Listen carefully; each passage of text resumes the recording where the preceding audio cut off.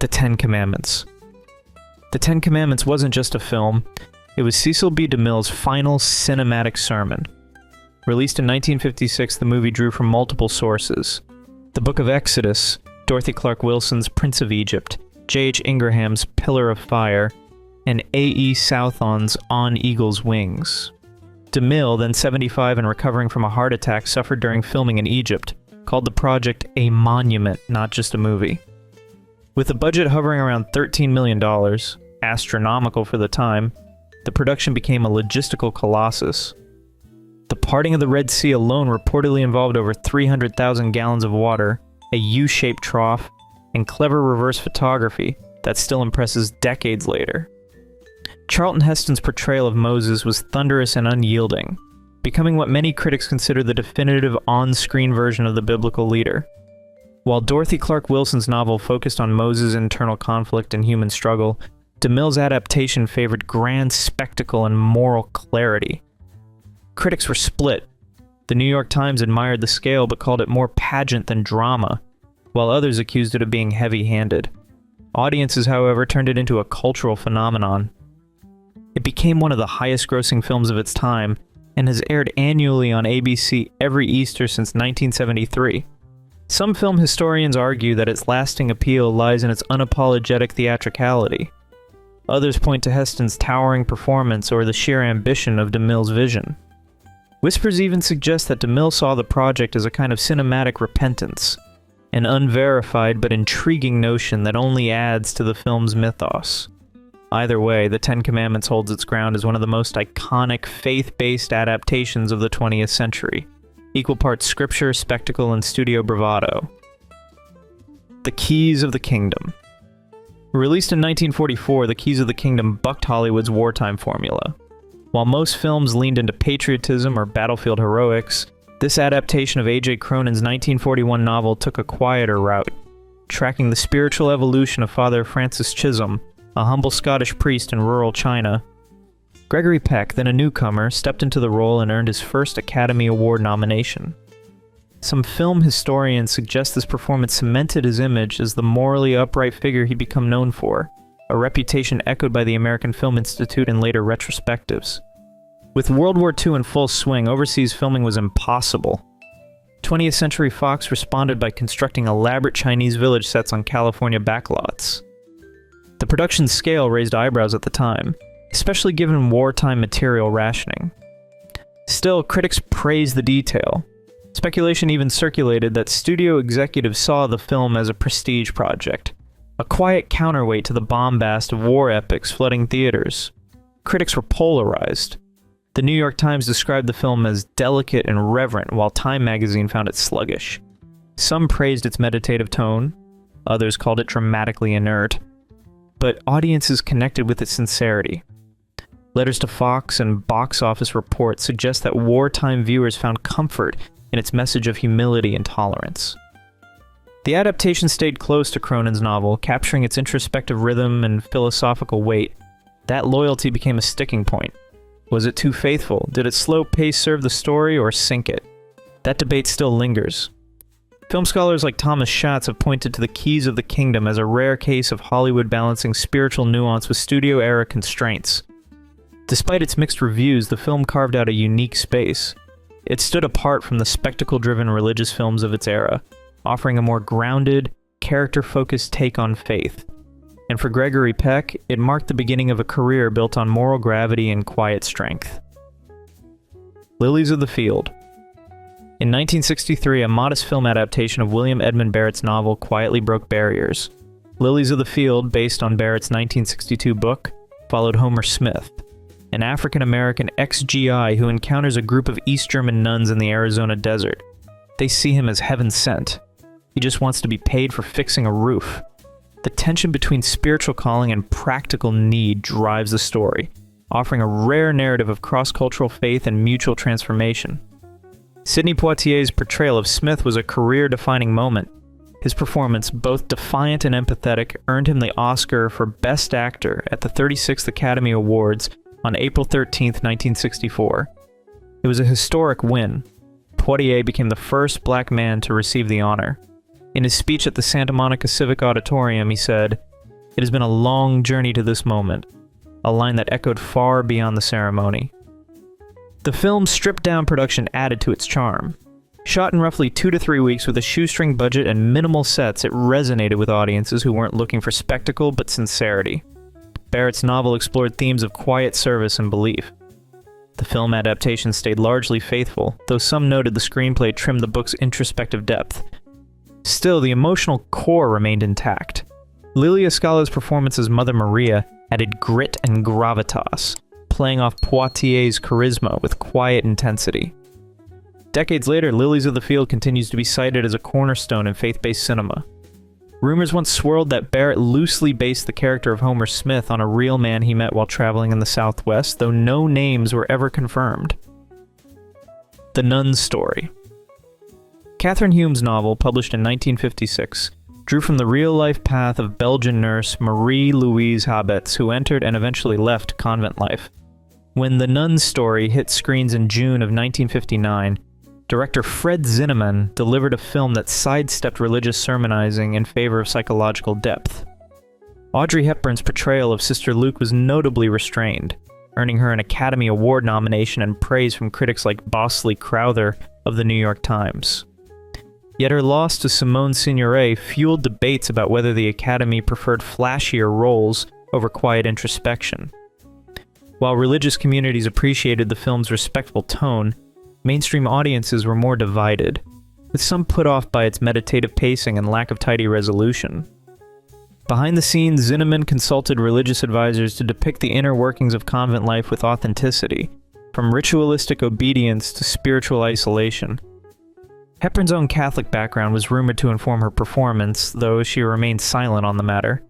The film's Congo sequences subtly echoed the era's colonial tensions, layering Sister Luke's personal crisis with geopolitical resonance. Though never overtly political, The Nun's Story offered a rare look at faith not as a destination, but as a journey riddled with doubt, making it a quiet outlier among the more doctrinal religious films of the 1950s. The Cross and the Switchblade. In 1962, Pennsylvania preacher David Wilkerson published The Cross and the Switchblade, a memoir chronicling his efforts to reach New York City gang members, most notably Nicky Cruz, leader of the Mau Maus.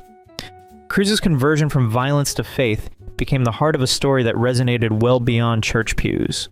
While some publisher claims placed global book sales above 50 million, independent estimates suggest a more modest, but still impressive, 10 to 15 million.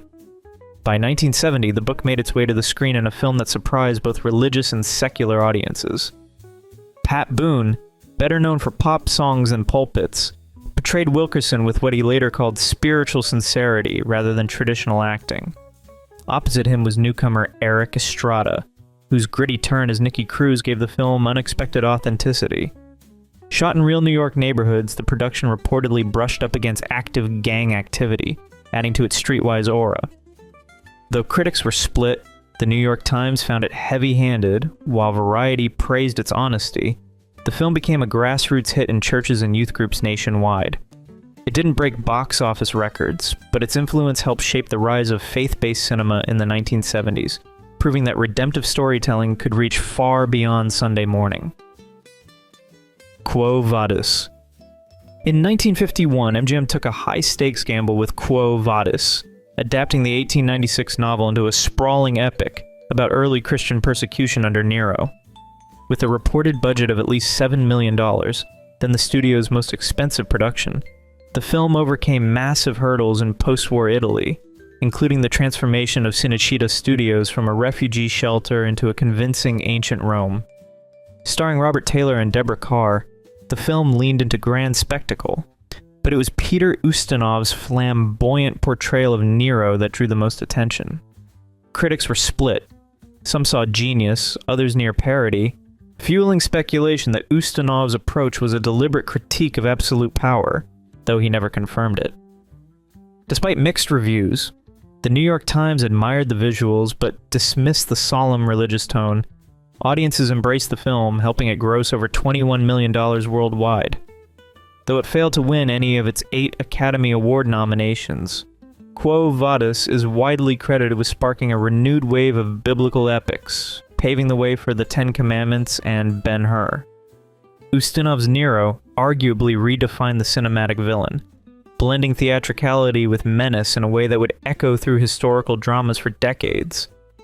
As both morality play and the visual spectacle, the film remains a landmark of mid-century religious cinema. A Man Called Peter.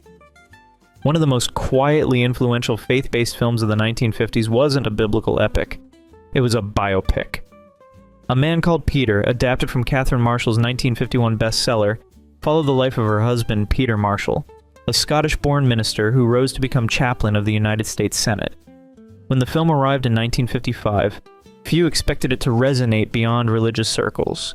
Yet Richard Todd's restrained portrayal drew praise for capturing Marshall's quiet charisma without resorting to theatrical flourishes. Variety called it sincere if overly sentimental, while the New York Times admired its unapologetic reverence.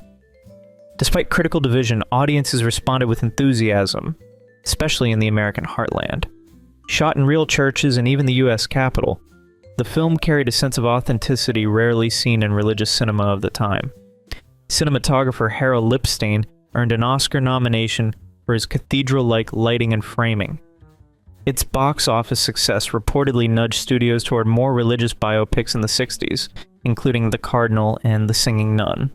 A Man Called Peter didn't court controversy or spectacle. It simply told the story of a man whose faith left a national mark, and in doing so, proved there was a place for spiritual sincerity on the big screen. The Miracle of Our Lady of Fatima. The Miracle of Our Lady of Fatima, released in 1952, drew heavily from the research of Italian priest John de Marchi, whose detailed account of the Marian apparitions in Portugal had already stirred global interest. While not officially credited as a direct adaptation of his book, de Marchi's influence is evident throughout the film. Screenwriter James O'Hanlon shaped the story into a reverent yet restrained portrayal, sidestepping sensationalism in favor of quiet conviction.